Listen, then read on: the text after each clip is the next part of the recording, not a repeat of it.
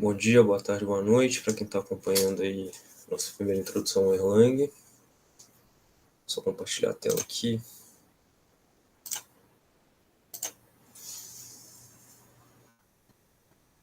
Acho que foi agora, bacana. Então, a Thaís vai passar para vocês aí um PDF bem parecido com esse aqui. Vai estar bem descrito aí, né, como vocês vão instalar o Erlang na máquina de vocês, seja no Windows, seja no Linux, como que vocês vão fazer para nomear o arquivo, para mandar posteriormente lá no Moodle. E por ser uma introdução aqui, eu vou só... Essa vai ser a primeira introdução, né? Eu vou fazer um segundo vídeo posteriormente de funções e etc. Mas isso daqui é só um primeiro contato mesmo com a linguagem. Então, vamos para o console. Eu já estava fazendo algumas operações aqui, porque eu tinha tentado gravar esse vídeo mais cedo. Mas vamos lá. Para instalar ele aqui, você usa o comando... Eu estou no Kubuntu, no caso, né? Versão 22.4.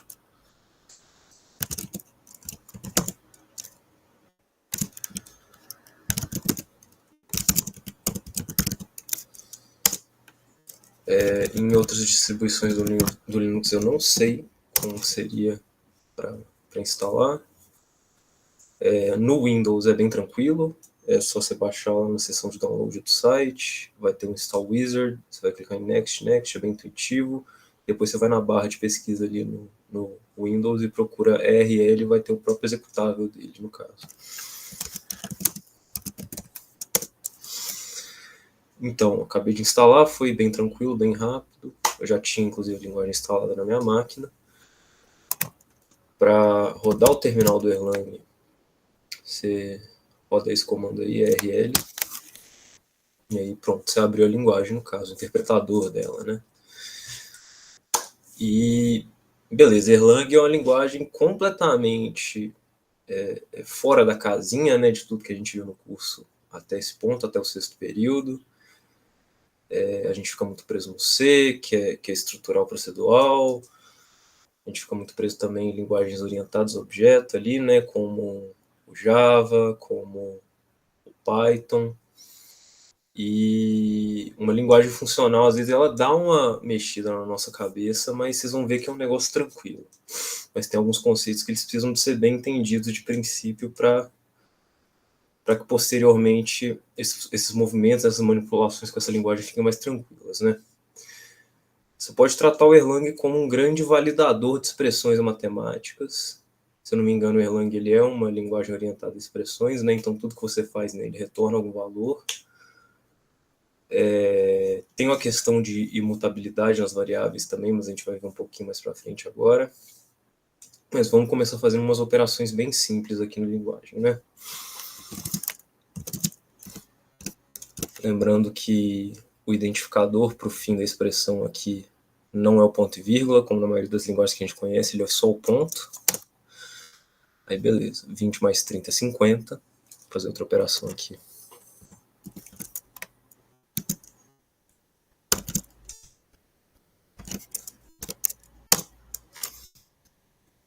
Beleza, ele calculou mais, calculou menos ali. Pra você ver que são expressões matemáticas muito simples, que ele só valida a expressão e retorna o valor dela, no caso, né? Se a expressão estiver correta também.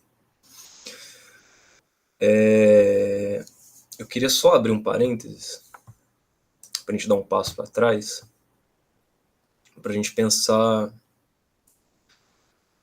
como se a gente não tivesse feito um curso de computação até aqui. Eu sei que isso é um pouco difícil, ou se a gente não tivesse, para quem fez, né, um técnico em informática, como se a gente não tivesse feito, como se a gente não tivesse contato com programação até aqui, até o momento. Imagina que você tivesse feito só o ensino médio e eu te mostrasse algumas expressões como essa daqui. No caso, eu estou usando o arquivo em C para exemplificar o que você já conhece, no caso, né? X igual a 10, Y igual a X. E posteriormente, no próprio C, eu posso fazer algo do nível de y igual a 100. Na sequência de operações dentro de um programa de C, não haveria nenhum problema, né, com essa série de operações aqui. Por quê? Porque, primeiro, supondo que essas variáveis já tenham sido definidas mais para cima, né? Eu tenho x, que é um espaço na memória. Eu peguei o valor de 10, né, dado por esses identificadores, e amarrei esse espaço de memória. Posteriormente, eu tenho um espaço de memória y e atribuo um valor numérico para dentro dele, que está contido dentro do espaço de memória de x. E posteriormente, isso falando que a gente já sabe, né? E posteriormente em y, que ele já contém esse 10, eu vou lá e sobrescrevo ele com o 100, né? Só que para alguém que não entende de programação nos moldes que a gente entende até aqui, para alguém mais matemático, isso soaria absurdo. Por quê? Primeiramente porque eu estou falando que x é igual a 10. Então, beleza, eu tenho o valor de x igual a 10. Posteriormente eu digo y é igual a x. Depois eu digo y é igual a 100. Essa linha aqui era para ser falsa, matematicamente dizendo. E você vai ver que em Erlang isso aqui também vai ser falso. Algo que para nós é muito cotidiano, é muito corriqueiro, não funciona tão fluido assim numa linguagem funcional, exatamente porque ela é uma linguagem mais matemática. Então, vamos lá. Para você declarar uma variável em Erlang, você sempre tem que começar com a letra maiúscula, né? Então, variável 1.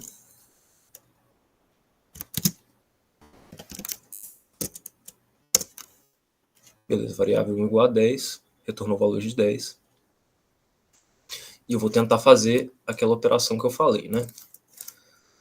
Eu ia tentar... O que no seu estaria sobrescrevendo a memória não vai dar certo no Erlang.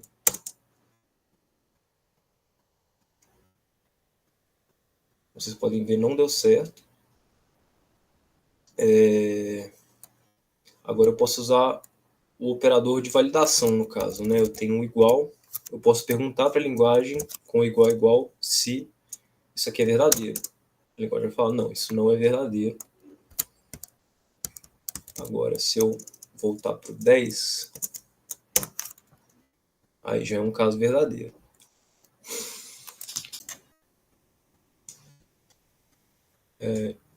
Eu dei uma cortada no vídeo, mas está falando de átomos. Então, o esquema do átomo é que ele é um valor contido nele próprio, né? Ou seja, igual eu estava falando ali em cima,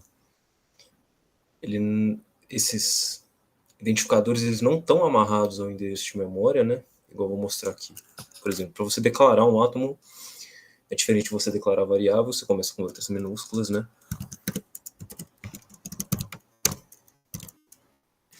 E você não vai igualar ele a nada, no caso, né? Porque ele vai ser esse próprio valor contido nessa sequência de caracteres dele.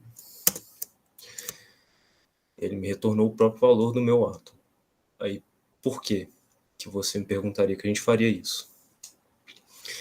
Os átomos sozinhos não necessariamente eles significam alguma coisa, mas quando você começa a organizar eles com outros valores numéricos, ou organizar eles em tuplas, aí as coisas começam a fazer um pouco mais de sentido. Por exemplo,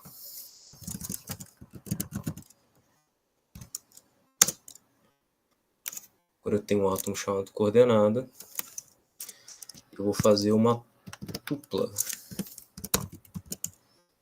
chamada ponto espaço, ou melhor, antes dela, aí sim eu vou definir variáveis, né? Por exemplo, x igual a 1, y igual a menos 2, z igual a menos 245.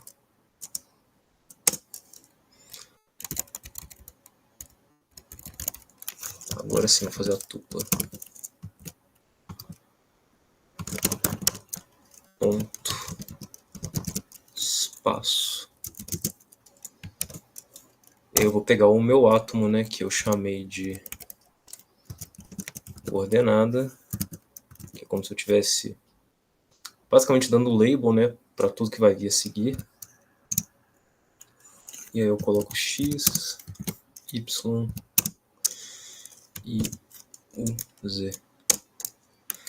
Aí você pode ver, eu tenho a tupla ponto no espaço, o label interno dela, que seria um átomo de coordenada, e os valores numéricos desse ponto no espaço. Outras aplicações de tupla, né? Outra coisa que não tem também no Erlang é a possibilidade de você limpar a tela, né? Um comando específico para limpar a tela. Então, geralmente, simplesmente só saio, limpo, mesmo o terminal do Linux. Aí, quando você faz isso, você perde tudo que você executou para cima. Tipo assim, faça isso apenas se você estiver só treinando, brincando, praticando. Se estiver fazendo alguma coisa séria, não faça isso, por favor. Então, vamos começar com alguma outra tupla aqui. Ou melhor, temos que começar com os átomos, né, antes da tupla. Fazer alguns átomos aqui.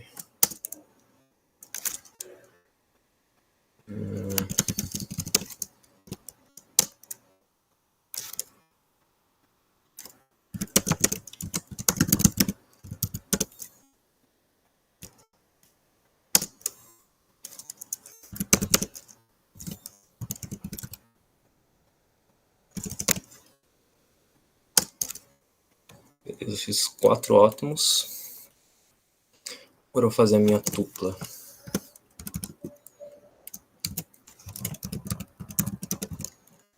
Tupla elemento sus.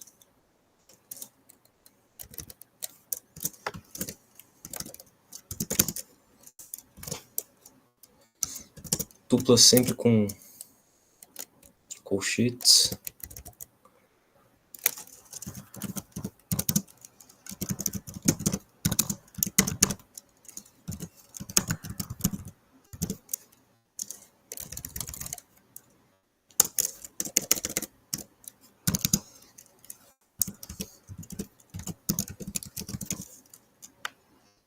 Certo, está tudo certo. Beleza, aí eu fiz a minha tupla de elementos com esses 4 elementos aí. E ela também segue aquele princípio da imutabilidade que eu tinha citado anteriormente. Então, se eu tentar adicionar outro átomo aqui,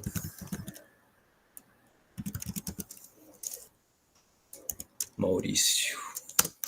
O átomo Maurício existe agora, só que se eu for lá na força e tentar adicionar ele à tupla, não vai rolar. Eu tenho que fazer uma tupla diferente para caber o Maurício agora. E isso acontecer. Agora vamos supor que eu queira manipular essa tupla e extrair dela algum desses elementos. Primeiro eu teria que conhecer essa tupla, né, a posição dos elementos nela. E é um pouco chatinho. Você vai ter que fazer uma leitura na mão dela, né? Pelo menos aqui no terminal. Você abre colchetes. Vamos supor que eu queira extrair o Tristão. O Tristão está na segunda posição dessa tupla. Aí eu vou deixar um underscore. Aí eu vou colocar segundo, que é o valor que eu quero extrair da tupla. Só que aí depois do segundo, eu ainda tenho mais 1, 2, 3 elementos. Então você coloca 1, 2, 3 underscores para frente, igual tupla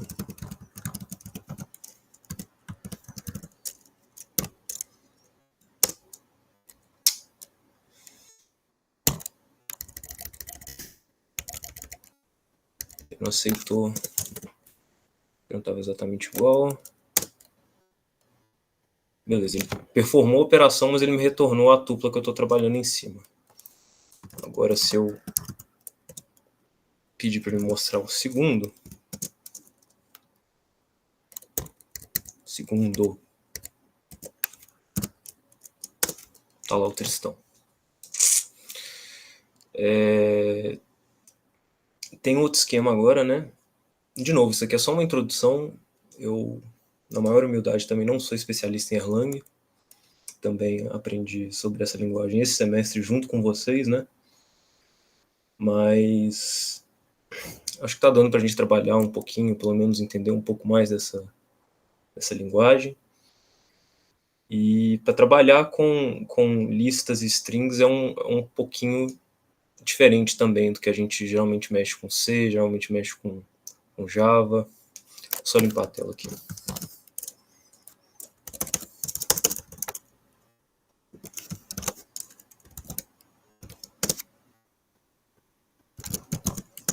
A string, no caso, como uma lista, e os caracteres eles estão entre os numéricos, né, os inteiros numéricos, de 31 a 126, de acordo com o ASCII, que é o American Standard Code for Information Interchange, no caso. Então, por exemplo, se eu fizer uma lista, de novo, ela começa com chaves, né? Que ela tem esses valores aqui.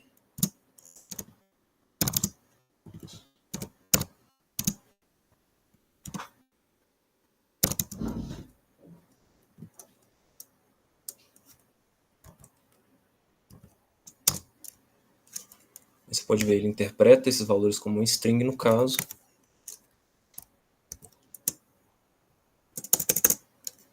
Se eu tentar outros valores agora, né?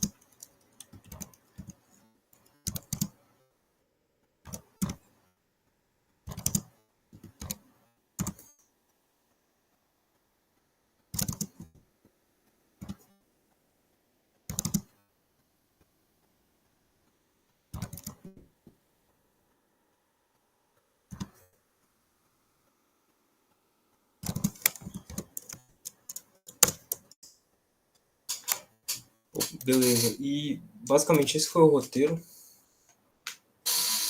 Com essas operações, vocês conseguem fazer a primeira parte do trabalho. Termine esses strings mesmo.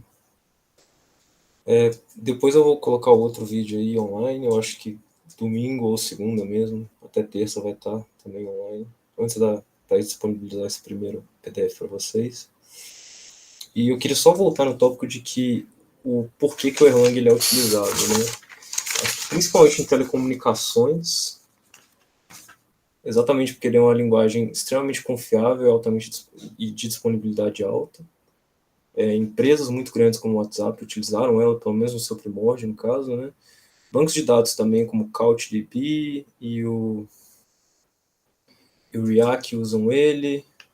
No caso, a empresa de telecomunicação grande, a Ericsson usa ele também. Então, é uma ferramenta aí bem completa, bem confiável e bem rápida, né? A gente fica assim, pessoal. Depois eu posto o próximo vídeo. Espero que eu tenha ajudado, pelo menos, vocês nessa primeira parte aí. Quem precisar de me procurar pode mandar mensagem no WhatsApp, pode mandar e-mail.